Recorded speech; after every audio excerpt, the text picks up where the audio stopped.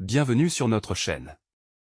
Le Fujifilm X-Alpha se distingue volontairement dans un secteur saturé de nouveautés axées sur la performance technique pure. Au lieu de privilégier les capteurs géants ou la puissance brute, Fujifilm mise sur l'expérience utilisateur, la nostalgie et une approche photographique singulière. Les récentes images d'une version blanche inédite confirment que cet appareil mise autant sur son esthétique que sur son concept original. Vendu initialement autour de $649, ce modèle blanc, habillé d'un cuir synthétique gris clair, adopte un style plus doux et résolument orienté lifestyle. Pour l'instant, cette variante semble réservée au marché chinois, laissant planer le doute sur une éventuelle commercialisation mondiale. Quoi qu'il en soit, son design actuel demeure audacieux et unique. L'appareil intègre un capteur d'1 pouce de 18 mégapixels configuré nativement en mode portrait, un choix qui définit son identité. Avec son écran tactile vertical de 2,4 pouces, il s'inspire directement de l'ergonomie des smartphones et des usages liés aux réseaux sociaux. Parallèlement, il rend hommage aux anciens boîtiers argentiques demi-format, créant ce pont entre tradition et modernité qui fait la renommée de Fujifilm. La présence d'un viseur optique renforce cette philosophie. À une époque où les écrans dominent, ce viseur apporte une dimension tactile et contemplative, incitant à soigner la composition et à s'immerger dans l'acte photographique plutôt que de vérifier constamment ses clichés. Cette approche est accentuée par un petit affichage en forme de pilule sur le boîtier indiquant la simulation de film active.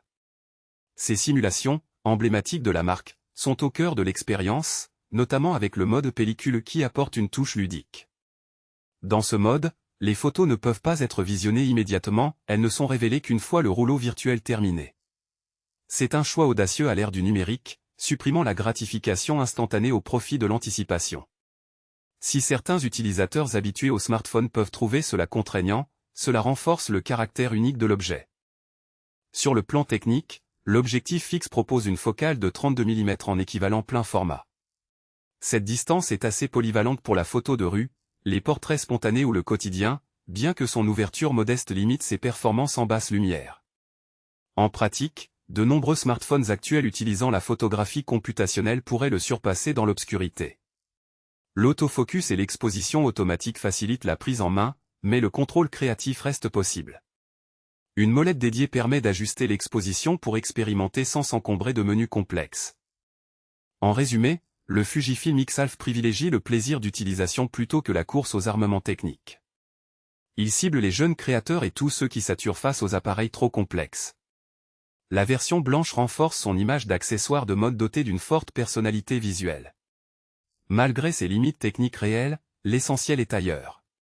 On choisit le Fujifilm X-Alpha pour retrouver le goût de photographier, et non pour posséder l'outil le plus sophistiqué du marché. Merci de nous avoir suivis. N'oubliez pas de cliquer sur le bouton j'aime. Passez une excellente journée.